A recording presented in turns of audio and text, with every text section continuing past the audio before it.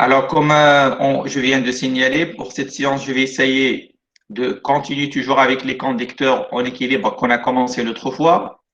Alors, l'autre fois, on a essayé un peu de répondre, de clarifier un peu les notions de base. C'est quoi un conducteur? C'est quoi un conducteur en équilibre électrostatique? Et puis, on a traité un exemple sur le cas d'un conducteur sphérique. On a calculé le champ, et puis le potentiel, et puis la capacité qu'on a appelée la capacité propre d'un conducteur, qui est définie comme étant le rapport entre la charge et le potentiel. Et dans l'unité se calcule, se mesure en, dont la valeur se mesure en farad. Alors aujourd'hui, donc, on va voir le cas d'un ensemble de conducteurs. Ça veut dire dans le cas où vous avez plus d'un conducteur, le cas le plus simple, c'est le cas de deux conducteurs. Et bien sûr, là, si ces deux conducteurs sont chargés, l'un des deux est chargé, on va avoir une influence d'un conducteur sur un autre. Donc, il suffit de charger un conducteur que pour y avoir une influence sur l'autre ou bien de charger les deux. Parce qu'une fois un conducteur est chargé, il va créer un champ électrique et ce champ électrique, il va influencer les charges libres qui sont sur les conducteurs qui sont au voisinage de ce dernier.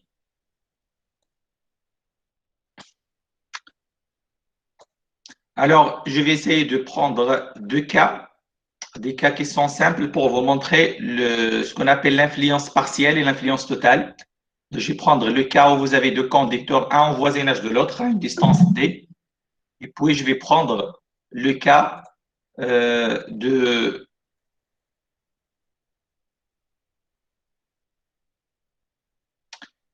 le cas de deux conducteurs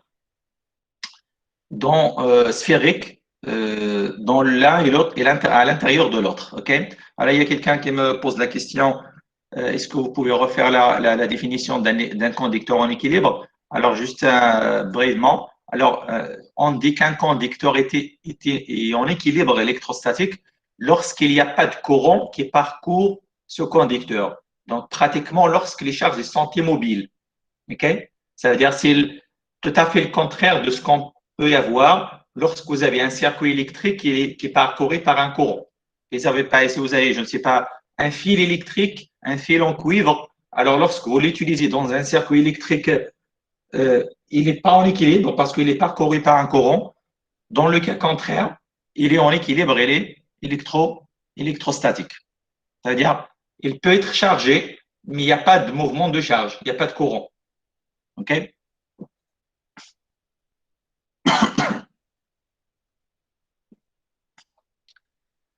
Alors, pardonnez-moi.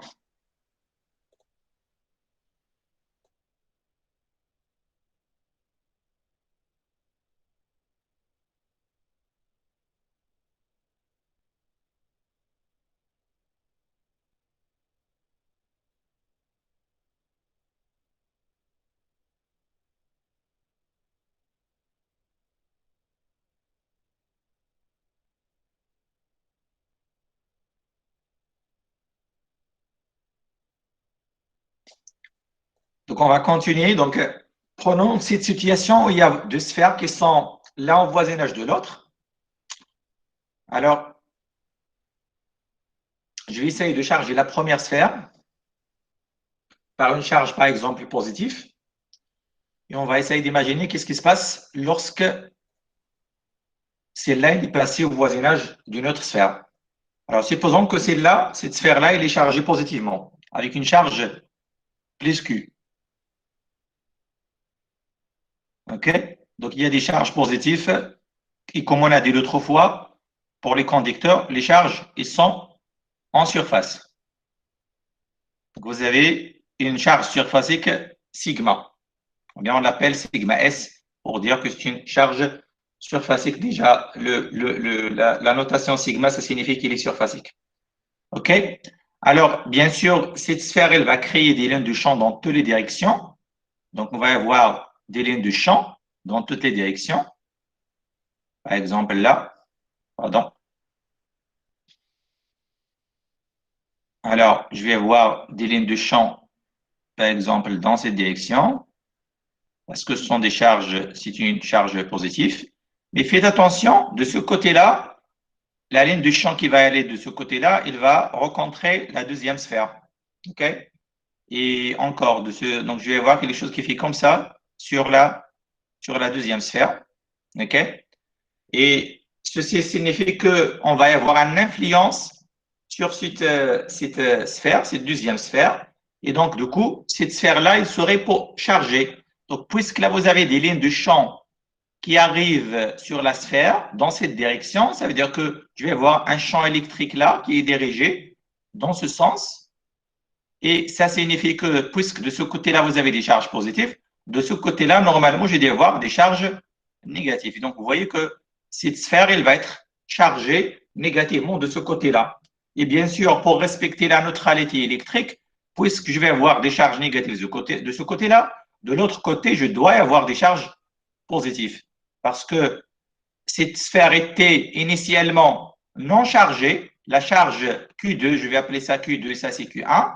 Donc Q2 était 0, ça doit être toujours égal à 0. Ça doit rester 0 pour respecter la neutralité électrique et la conservation des charges. C'est-à-dire, il y a des charges, oui, mais la somme des charges, ma somme algébrique, elle est nulle. Alors, une fois chargée comme ça, celle-là encore, elle va créer à son tour un champ et donc voir là des lignes de champ qui font comme ça de ce côté-là. OK? Donc voilà, vous avez une sorte d'influence. Cette sphère qui est chargée, elle va influencer cette deuxième sphère qui n'était pas initialement chargée. OK? Alors, de ce côté-là, il y a même un. Donc, juste pour vous dire quelque chose là. OK, OK. Donc, ce n'est pas l'appel pour le moment. Je vais essayer de passer au deuxième cas. Quand vous avez. Alors, juste une remarque là, pourquoi on dit que c'est une influence partielle? Vous voyez que. Pourquoi on dit que c'est une influence partielle? Parce que la première sphère, les lignes de champ qui sortent de la première sphère, certaines lignes, ils vont rejoindre la deuxième ligne, mais certains, non, ils ne vont pas le faire. Donc, on appelle, là où vous dites qu'il y a une influence partielle, ça veut dire que les lignes de champ qui sortent de la première sphère ne vont pas tous rejoindre la deuxième. Ils ne vont pas passer par la deuxième sphère, ils ne vont pas converger vers la deuxième sphère, et vous dites que là, vous avez une influence partielle. OK? Alors, supposons que vous êtes dans cette situation-là et vous avez la sphère en interne là, il est chargé, positivement encore, Q plus Q. Alors, à ce moment-là, les lignes de champ qui vont sortir de cette sphère, ils vont tous être dirigés vers la sphère extérieure, toutes les lignes. Et à ce moment-là, je vais dire, voilà, on a une influence totale. C'est une influence totale, c'est-à-dire toutes les lignes qui sortent de la première sphère vont converger, vont y aller, vont passer par la deuxième sphère. OK? On parle là d'une influence totale. Et donc, dans cette situation-là, on peut vérifier que pour le deuxième conducteur, la surface externe doit être chargée négativement. Donc, cette surface-là, qui est là, doit être chargée négativement avec une charge que je vais appeler Q'1, 2, et qui doit être égale à moins Q1, pardon. Donc là, vous avez Q1, donc la charge de la première sphère. Sur la sphère intérieure de la deuxième sphère, je dois avoir une charge qui serait de signe opposé de la charge que vous avez à l'intérieur. Et sur la surface externe, pour y avoir de la neutralité électrique, parce que finalement, la charge totale de la sphère externe, elle est nulle. Donc, je vais avoir une charge que je vais appeler Q'2'2 qui doit être égale à plus Q1. De cette manière, Q2, ça veut dire la charge de la deuxième sphère, qui est égale à la charge sur la face intérieure plus la charge sur la face extérieure, doit être égale à moins Q1 plus Q1, et donc qui est égal à 0. Donc, il n'y a aucun problème au niveau de la conservation de la charge. Pourquoi je dois avoir un 0? Parce qu'initialement, il y avait un 0 sur cette sphère-là. Sur cette sphère-là, il y avait initialement une charge Q2 qui est nulle, alors que sur la sphère interne, il y avait initialement une charge Q1 qui est positive, comme on a pré-initialement. Donc, voilà ce que je vais avoir comme phénomène. Donc, en résumé, quand vous placez une sphère à l'intérieur d'une autre sphère qui est creuse, donc cette sphère, elle va être en influence totale avec cette sphère creuse.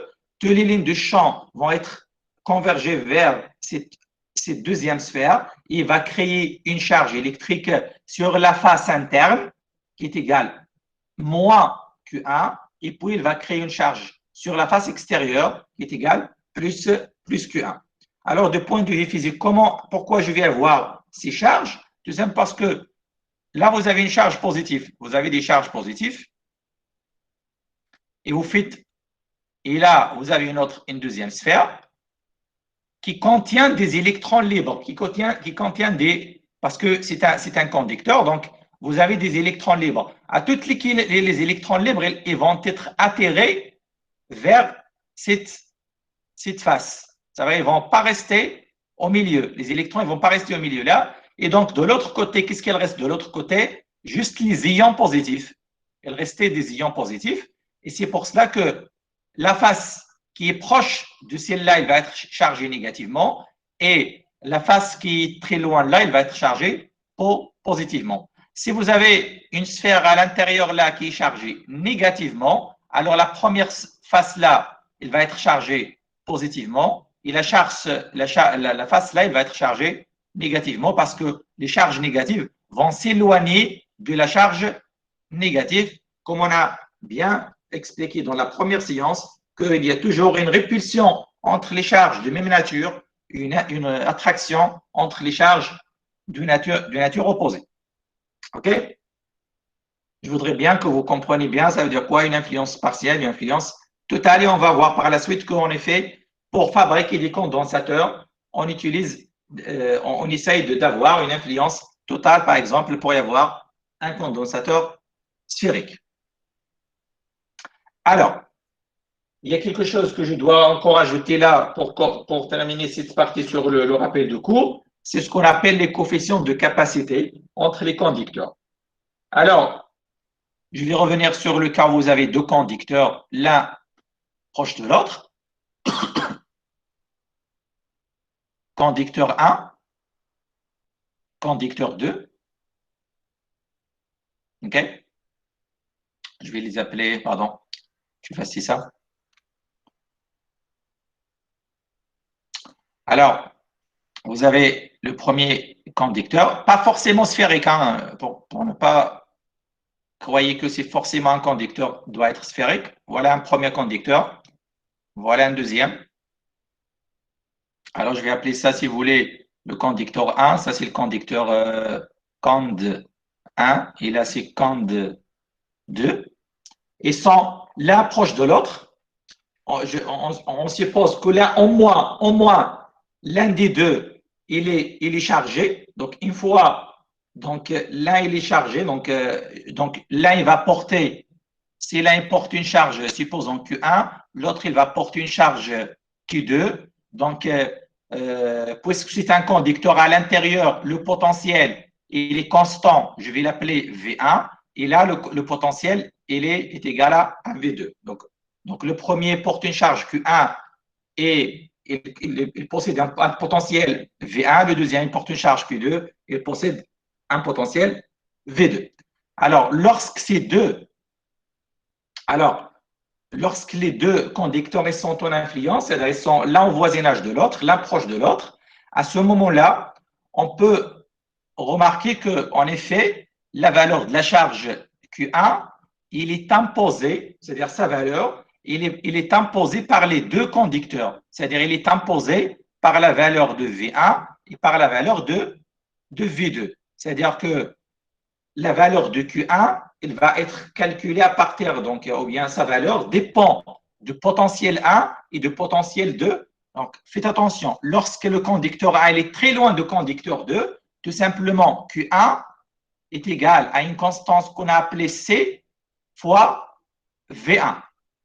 Mais lorsqu'il est au voisinage d'un autre conducteur, il va être influencé par celui-là. Et à ce moment-là, sa charge, il est imposé par les deux. Et à ce moment-là, je vais dire, voilà, qu'il est proportionnel, c'est la somme des deux. Donc, il y a une petite proportionnalité au premier et au deuxième. Alors, le paramètre là, je vais l'appeler C11 et le paramètre là, je vais l'appeler C12.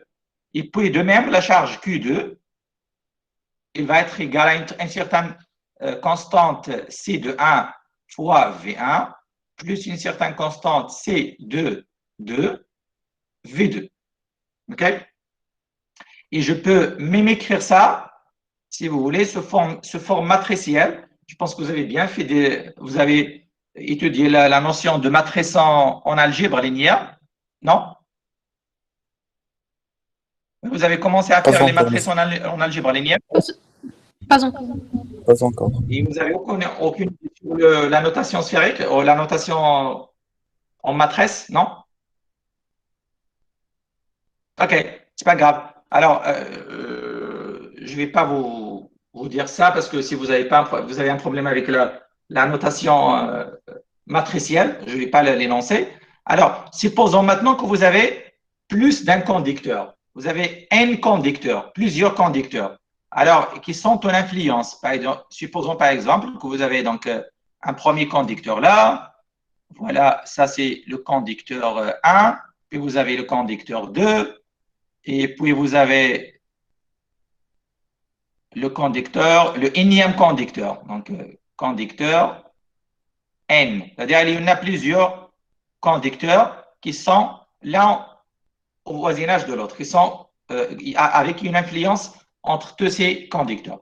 À ce moment-là, la charge, celui-là, bien sûr, il va porter une charge Q1 avec un potentiel V1, celui-là une charge Q2 avec un potentiel V2, celui-là a une charge QN avec un potentiel Vn. Alors faites attention, les charges et les potentiels dont je parle là, c'est les charges, c'est pas les charges que portait le conducteur lorsqu'il était seul, mais c'est les charges, on va voir parce que faites attention, j'ai pas peut-être signalé ça, quand vous avez deux conducteurs, l'un très loin de l'autre, vous avez un conducteur là, loin de l'autre, c'est-à-dire la distance, il est infini là, ok, l'infini.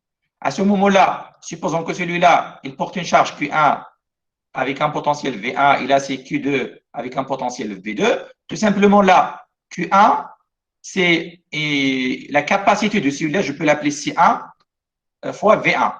Et puis là, Q2, c'est tout simplement C2 V2. Il n'y a pas d'influence. Il n'y a pas d'influence là. Mais lorsque cette distance-là n'est pas infinie, maintenant, c'est une distance finie, il y a une distance D. Je vais voir une influence entre les deux. Et si vous avez une influence entre les deux, à ce moment-là, le Q1 devient une autre charge, il va être changé.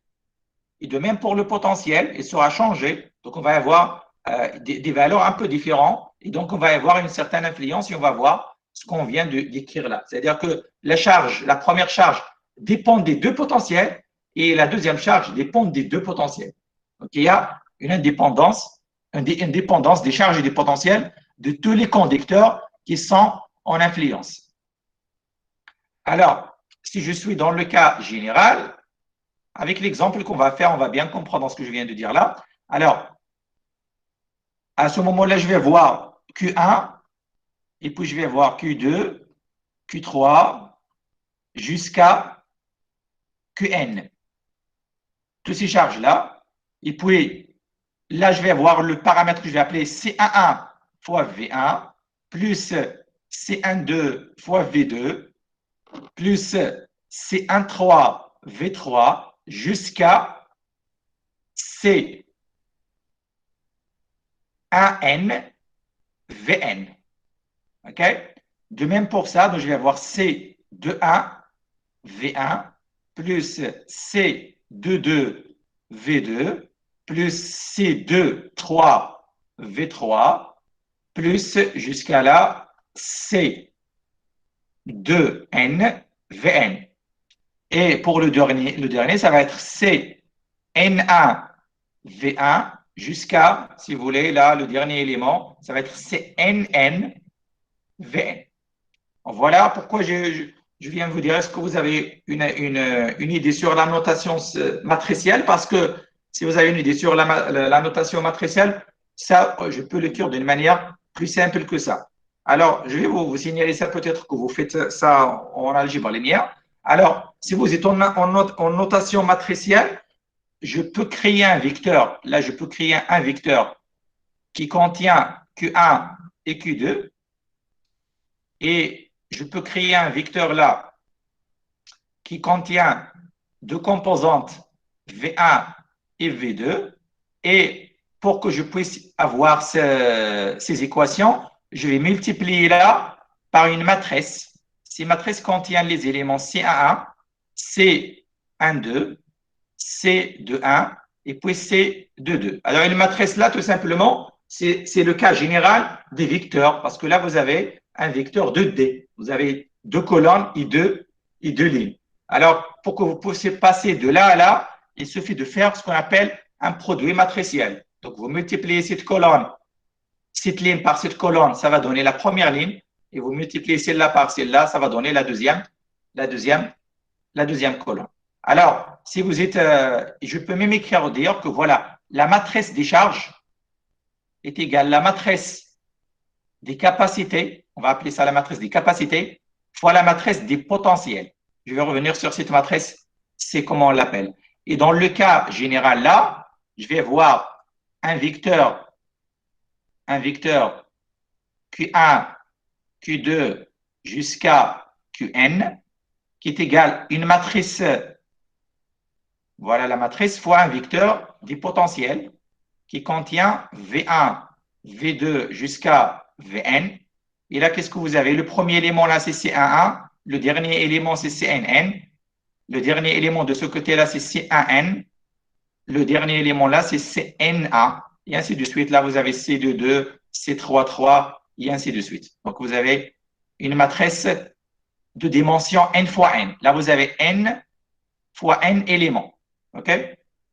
Et vous pouvez écrire que vous dites que voilà, la matrice des charges est égale à la matrice des capacités fois la matrice des potentiels.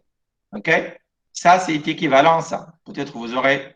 Donc, comment est-ce que je passe de cette écriture matricielle à cette écriture linéaire? Tout simplement, le premier élément qui est là, l'élément que vous avez là, okay, cet élément, c'est le produit de cette ligne fois cette ligne.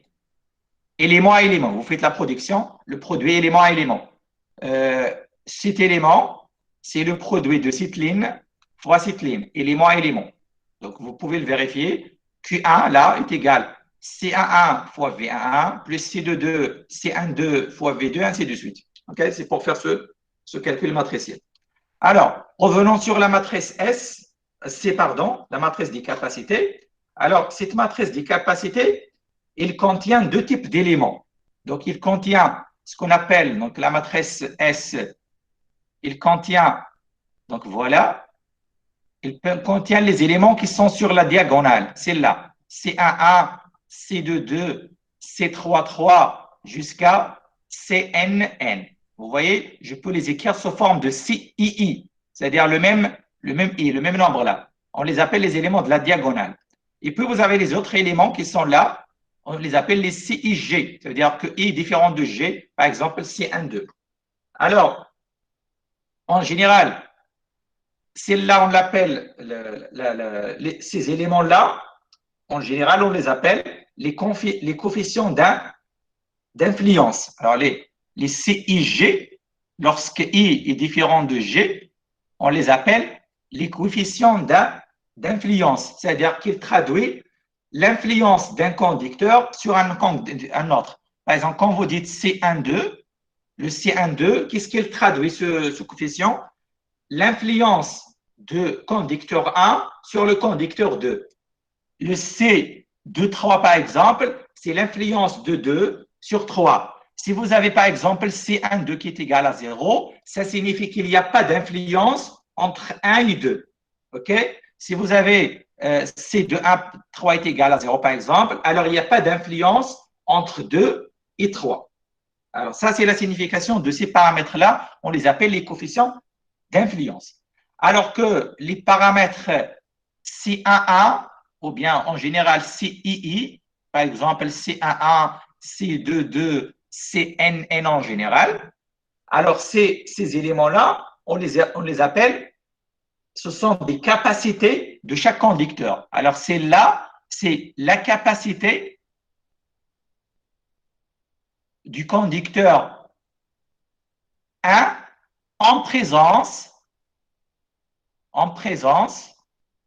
des autres.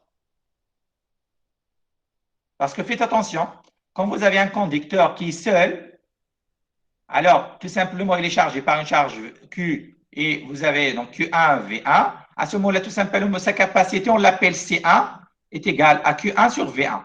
Pourquoi? Parce qu'il est seul. Mais lorsqu'il est entouré, ce conducteur, il est au voisinage d'autres conducteurs, à ce moment-là, vous définissez la capacité C11, OK, qui est égale à sa capacité lorsqu'il est au voisinage d'autres capacités. Ce n'est pas la même valeur. Donc, ce C1, lorsqu'il est isolé, ce n'est pas la même chose que lorsqu'il est en influence avec d'autres. La capacité change. OK, faites attention. Pas la même, il va influencer sa capacité.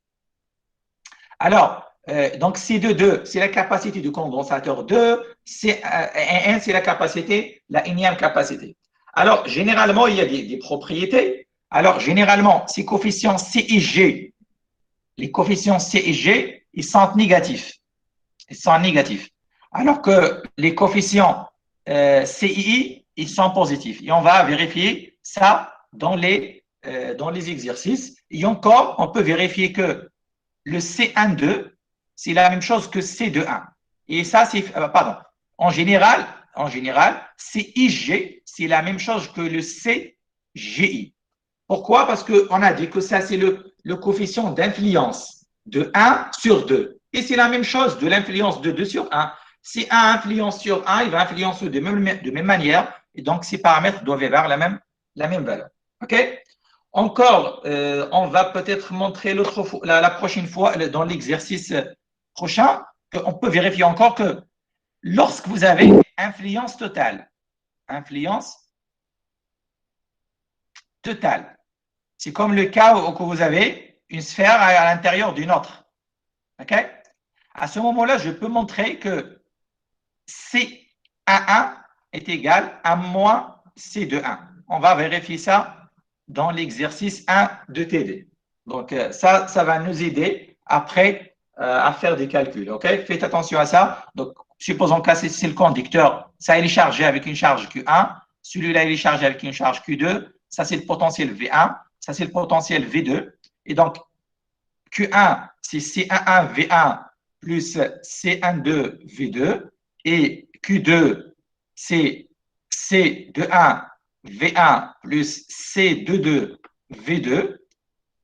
Et qu'est-ce que vous avez? Donc, vous avez ça. Donc, vous avez cette propriété C11 qui est égale à moins C21 et qui est égale encore à moins C12. Parce que de 1 et 1, 2, c'est la même chose. Donc, vous pouvez écrire maintenant là que vous avez Q1 qui est égal à C11 V1 moins V2. Parce que le coefficient C1 et C12, c'est la même chose. Et là, vous avez moins C11 V1 plus C22 V2. Et comme ça, pourquoi vous faites ça? Parce que vous simplifiez. Là, maintenant, dans ces deux équations, vous avez deux inconnus. Vous avez C1 et C22. Deux inconnus, pas plus. Vous n'avez pas d'autres inconnus. Donc, quand vous avez une influence totale, on vous demande de chercher les paramètres CII ou CIG. Vous cherchez tout simplement C11 et C22. Parce que à partir de cette équation-là, vous pouvez en déduire les deux qui restent. Donc, il suffit de trouver C1 et C2 pour que je puisse trouver les quatre paramètres. Alors, faites attention parce que là, dans le cas de deux conducteurs, c'est plus simple. Supposons que vous avez 3, vous avez 4. Et il faut réduire le problème pour qu'on puisse faire le calcul d'une manière plus rapide. OK? Alors, je vais vous donner la notion de capacité de condensateur sphérique. Je pense que j'ai dépassé un peu ça. Okay. Alors, OK. Je vais essayer de vous définir, ça veut dire quoi? D'abord, comment est-ce que je peux définir un condensateur? Alors, je vais parler précisément de condensateur sphérique. Alors, un condensateur sphérique, tout simplement, c'est ce qu'on vient de dessiner là.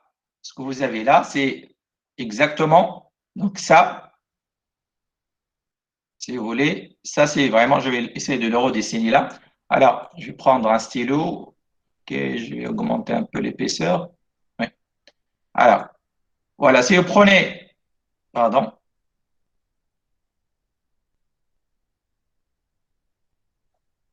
je vais prendre un cercle. Voilà, je vais prendre deux conducteurs. Donc, voilà une sphère, un conducteur sphérique creux. Ça va être un conducteur sphérique creux. Et à l'intérieur de ce conducteur sphérique creux, je vais introduire un autre conducteur sphérique, comme ça. OK? Alors, une fois que vous faites ça, vous avez déjà une influence totale. Et comme ça, vous avez vraiment fabriqué ce qu'on appelle un condensateur sphérique. C'est un condensateur que vous avez utilisé au lycée. Vous parlez des condensateurs au lycée beaucoup. Généralement, les condensateurs que vous avez utilisés au lycée, c'était des condensateurs généralement cylindriques. Je vais parler de ça plus tard. Mais là, vous avez le cas d'un condensateur sphérique. Alors, vous avez deux conducteurs. Tout simplement, il est constitué de deux conducteurs. Et entre les deux, il y a un espace. Généralement, pour le moment, cet espace, il est vide. Je vais parler du cas où vous avez l'espace, il est vide. Mais cet espace, je peux le remplir encore avec un isolant. Parfois, dans le pratique, cet espace-là, on ne le laisse pas vide, mais on le remplit avec un isolant. Okay? Ça va changer un peu la capacité, la valeur de la capacité, mais ça, ce n'est pas l'objectif de ce cours, mais c'est l'objectif du cours de S4. Là, pour le moment, je vais considérer qu'entre les deux, il y a du vide. OK? Alors, généralement, dans la réalité, l'espace entre les deux, il est très, très petit. Ça veut dire que là, normalement, on va avoir la situation suivante. C'est-à-dire que vraiment, l'espace entre les deux, qu'on laisse entre les deux sphères de condensateur, il ne dépasse même pas 1 mm. Hein. C'est quelques micromètres. Hein. C'est en micromètres généralement. Lorsque vous avez un condensateur sphérique, c'est des micromètres. OK? Voilà, plus ou moins. OK?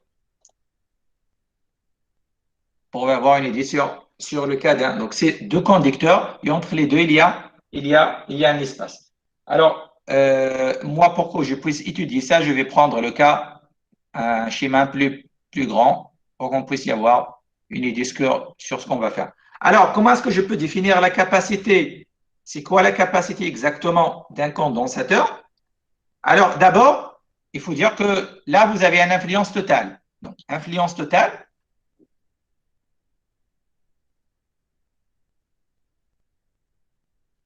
influence totale,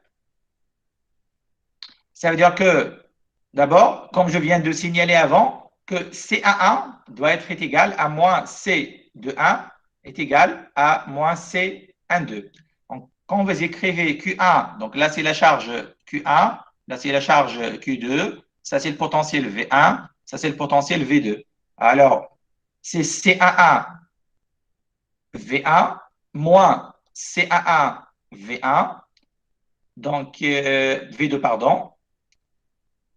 Et là, c'est C11 avec signe moins V. Donc, ce n'est pas la peine d'écrire ça, OK?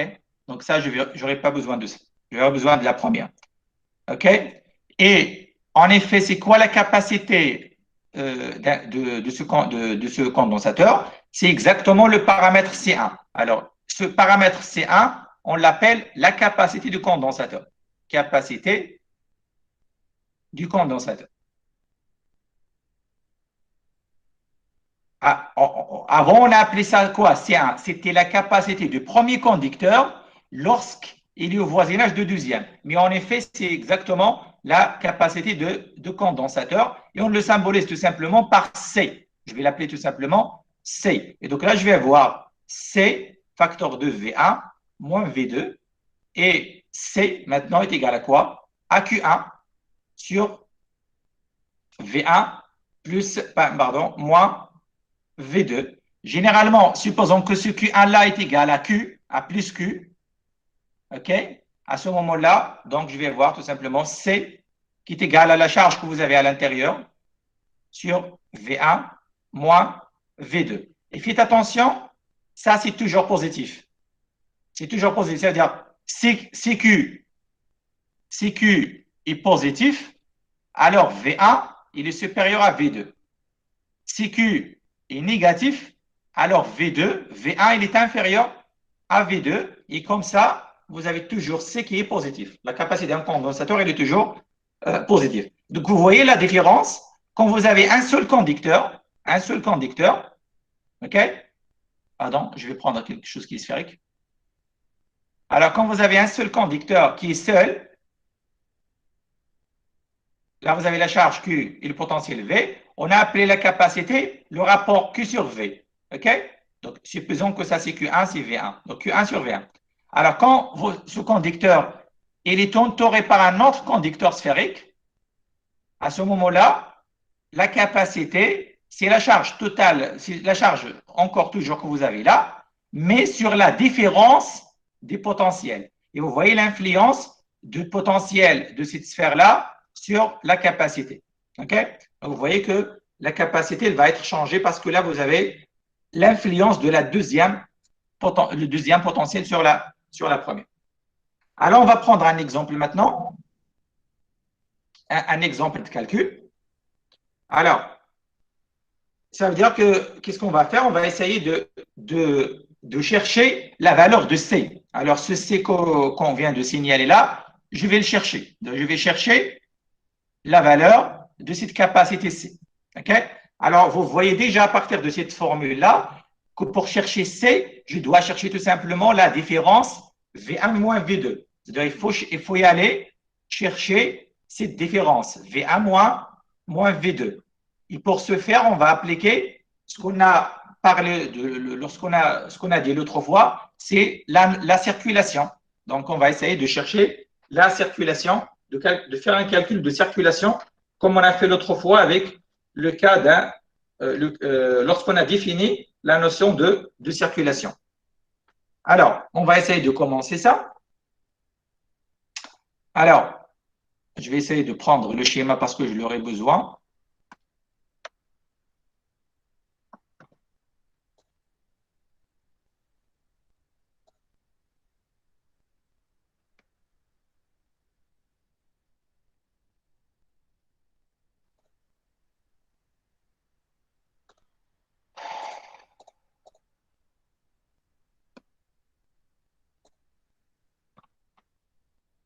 Voilà.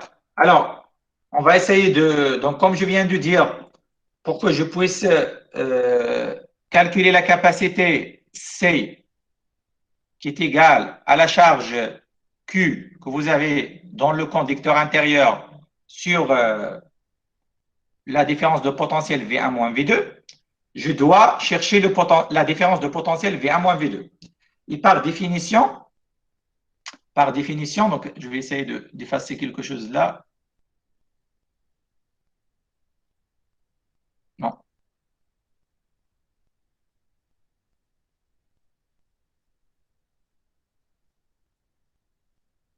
Voilà, OK.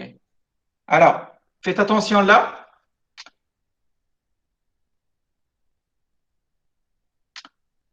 Donc, si vous supposez que initialement, vous avez une charge plus que sur cette surface, alors, puisqu'il y a une influence totale, là, je vais voir sur cette face-là, la face intérieure, la charge moins Q. Et sur la face extérieure, la charge plus Q. OK? Ce conducteur, il est porté à un potentiel V1. Ce conducteur, il est porté à un potentiel V2. C'est-à-dire, sur cette surface-là, c'est-à-dire que V, donc supposons que là, vous avez le rayon R1 de la première sphère. V de R1, pour le rayon R1, est égal tout simplement V1. Et V sur le rayon R2 est égal à V2. Et V encore sur le rayon 3 est égal à V2 parce que, donc, voilà le rayon, ça c'est c'est R2. Et ça, c'est R3 jusqu'à là. Et R1, c'est le rayon de la première sphère. Okay? Donc, puisque le potentiel il est constant dans le conducteur, donc en R2 et en R3, je dois avoir le même potentiel. Et donc, nous, qu'est-ce qu'on cherche à chercher? Donc, on cherche V1 moins V2. Et donc, ça veut dire que je dois chercher la différence entre le potentiel en R1 moins le potentiel en R2. Et mathématiquement, ça c'est quoi? Est égal exactement la circulation de champ électrique entre R1 et R2. C'est-à-dire, je dois chercher cette circulation. Et pour que je puisse chercher cette circulation, j'aurai besoin de l'expression de champ électrique à l'intérieur dans cet espace entre les deux conducteurs, parce que je suis entre R1 et R2, donc j'aurai besoin de champ électrique à l'intérieur là. Donc, je vais commencer par chercher le champ électrique à l'intérieur. Donc, comment est-ce que je peux faire ça? Tout simplement en appliquant le théorème de Gauss. Alors, si vous prenez une sphère de Gauss là à l'intérieur, pardon, vous prenez une sphère de Gauss à l'intérieur, alors là,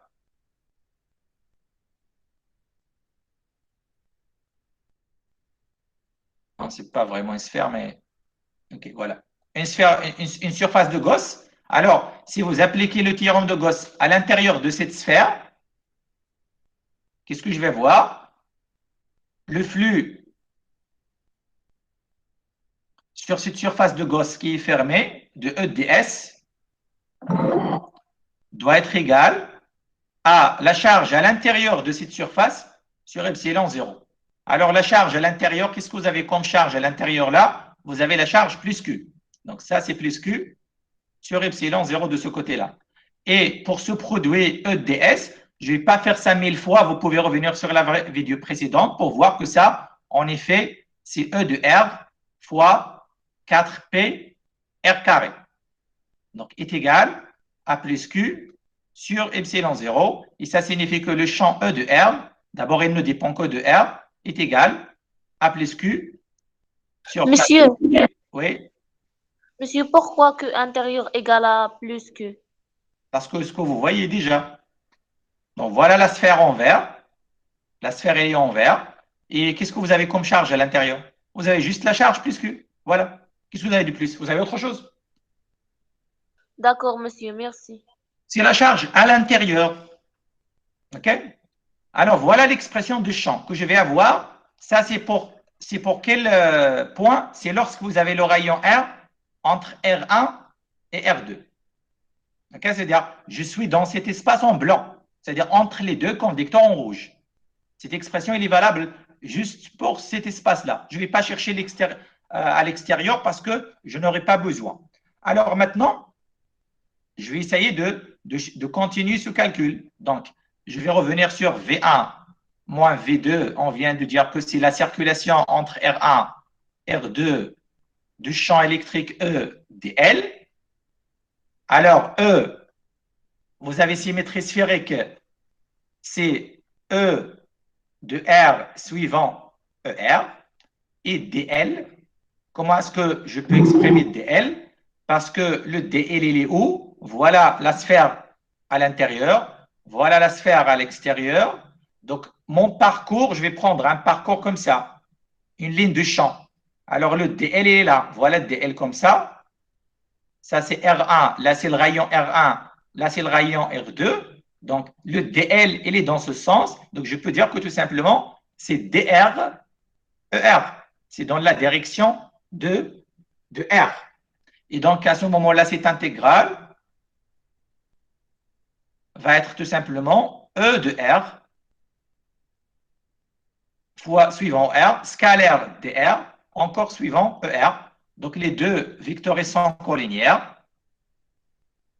C'est E de R dr.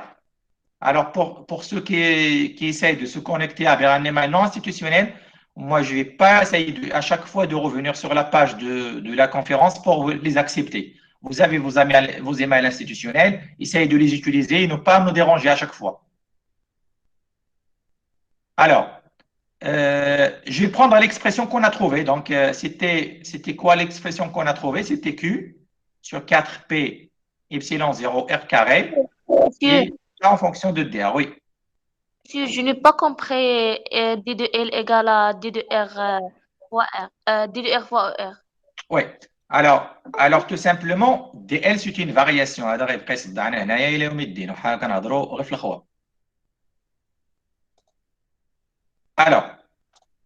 Alors, tout simplement, DL, c'est une variation. C'est une variation. Alors, c'est une variation sur le quelle variable. Donc, dans le cas général, vous êtes en coordonnées sphériques. Là, vous êtes en coordonnées sphériques, il faut utiliser les coordonnées sphériques. Mais vous pouvez, moi, pour simplicité, j'utilise les coordonnées sphériques parce que si vous utilisez les coordonnées cartésiennes, on va rester là. OK? Alors, vous avez, voilà, la circulation, quand vous calculez la circulation, vous le calculez toujours entre deux points, entre un point et un point.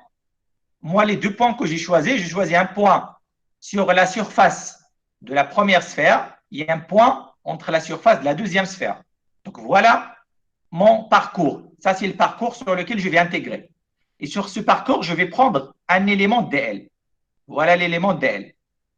Alors, quand je me déplace de ce point à ce point, qu'est-ce que je change? Quand moi, je déplace de là à là, est-ce que je change θ? Est-ce que je change phi? Tout ce que vous changez, c'est R. Vous changez le rayon. C'est-à-dire que quand vous déplacez de ce point à ce point-là, vous changez le rayon. Donc, la variation dl, c'est une variation de R. Et la direction, vous êtes dans quelle direction là? Ça, c'est le vecteur unitaire ER. Quand vous êtes en coordonnées sphériques, si vous êtes en coordonnées sphériques, ça, c'est un problème que vous avez en mécanique. Normalement, vous devez résoudre ce problème avec la mécanique et non pas lui. Alors, quand vous êtes en coordonnées sphériques, voilà une sphère. Le point qui est là, il est un point que vous avez sur cette surface, il est repéré par le vecteur. Si vous avez un point M là, alors ça c'est O, alors le vecteur OM dans ces situations est égal à cette distance R suivant ER. Ça c'est le vecteur position coordonnée sphérique. Et ER, il est toujours dans ce sens. Ça c'est le vecteur ER. Parce que ER, comme par définition ER, c'est tout simplement le vecteur OM divisé par sa norme. Okay? Ça, en effet, c'est des choses que vous avez en mécanique et vous devrez apprendre en mécanique, les coordonnées, tout ça. Okay? Si vous avez un problème avec ça, essayez d'y aller, chercher, de revenir sur le polycopie de mécanique du point sur les coordonnées sphériques et de voir ce que ça veut dire quoi les coordonnées sphériques et comment on travaille avec les coordonnées sphériques. OK? Alors, Merci. voilà. Oui. Merci, monsieur. Okay. D'accord. Donc, on va continuer le calcul. Maintenant, vous avez déjà votre primitive. Donc, je vais essayer d'intégrer. Vous avez la primitive de 1 sur R carré. Donc là, c'est 1 sur R carré. Et ça va donner quoi? Ça va donner tout simplement la constante à l'extérieur 4P epsilon 0. Et ma primitive, ça va être 1 sur R entre R1 et R2. Voilà ce que je vais avoir comme intégrale. Et je vais intégrer donc Q sur P epsilon 0, la différence 1 sur R1 moins 1 sur R2. Donc, voilà la différence de potentiel. Ça, c'est le plus important à avoir. Une fois que vous avez ça, vous avez terminé. Parce que qu'est-ce qu'on cherche, nous?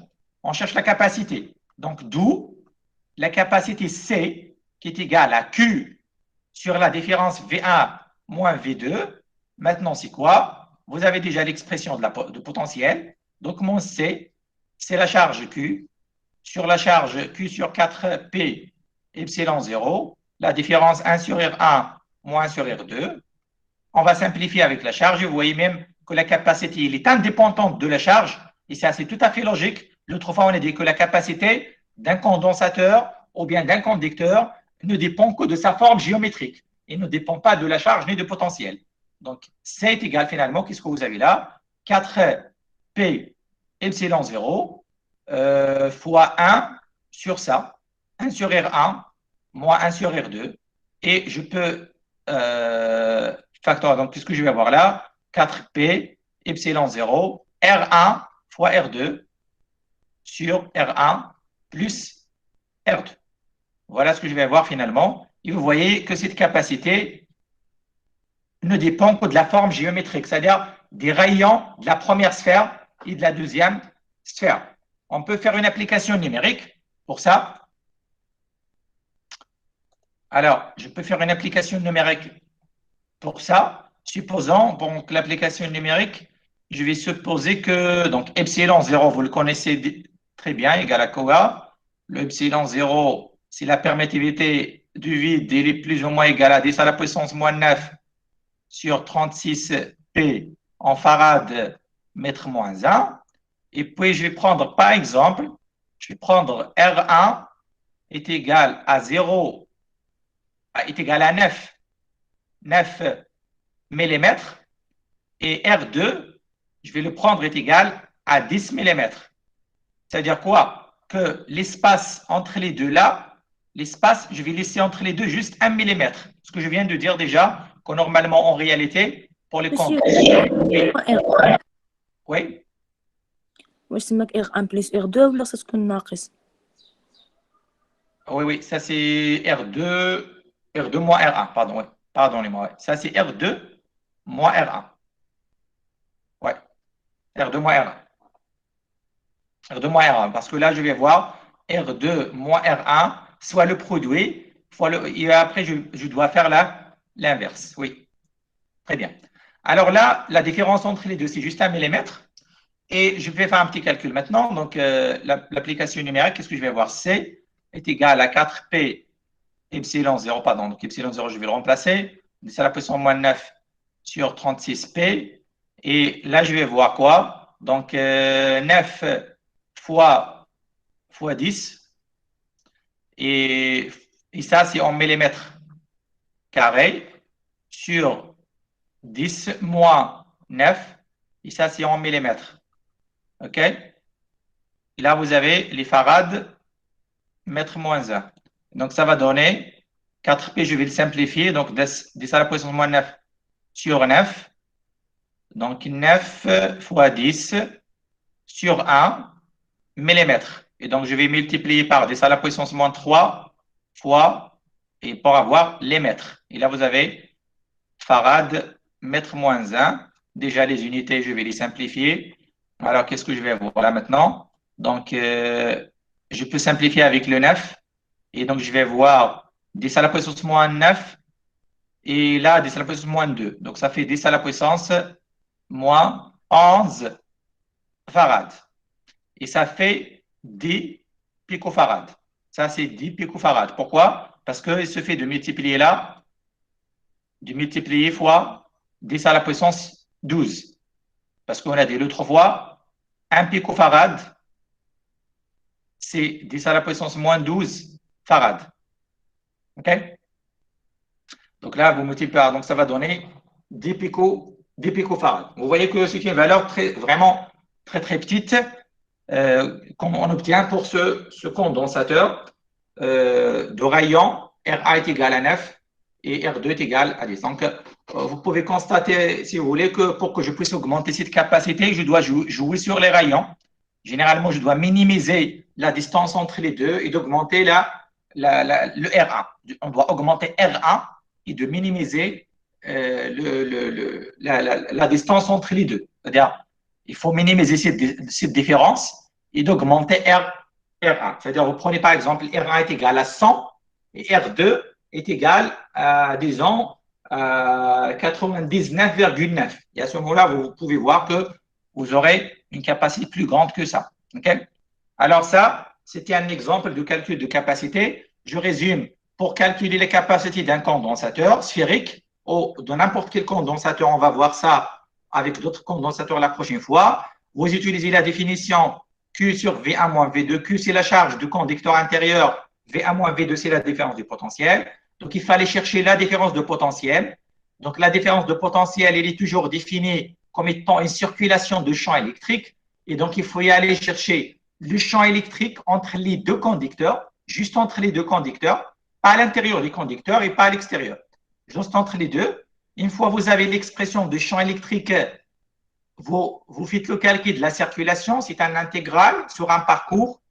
Et puis, une fois que vous avez cette différence, vous remplacez dans la relation de la capacité, des simplifications, et vous avez votre résultat. Donc, ça, c'est la capacité, c'est la capacité d'un condensateur sphérique. OK? Alors, juste une petite remarque là. Alors, si vous revenez sur les équations en cas d'influence, alors vous avez Q1 qui est égal à C11 V1 plus C12 V2. Là, c'est C21 V1 plus C22 V2. Et donc, on a dit que, en effet, celle-là, c'est tout simplement, on l'appelle C, c'est juste C. Celle-là, ça va être moins C. Et celle-là encore, c'est moins C. OK? Et pour la charge Q1, c'est quoi? C'est la charge de conducteur intérieur. Donc, cette charge est égale tout simplement plus Q. Et pour la charge Q2, c'est combien? Si vous revenez sur le schéma, qu'est-ce que vous avez Q2? Le conducteur, le deuxième conducteur, il porte deux charges. Sur la face interne, c'est moins Q. Sur la face extérieure, c'est plus Q. Et donc, vous voyez que Q2, finalement, il est nul. Vous avez Q2 qui est égal à 0. Donc, si vous revenez là, en effet, ça, c'est 0. Alors, votre système d'équation maintenant là, ce système d'équation devient quoi? Q est égal à C, V1 moins V2. Ça, vous le connaissez parce que ça va donner la valeur de C. Et puis, 0 est égal à moins C, V1 plus C22 V2.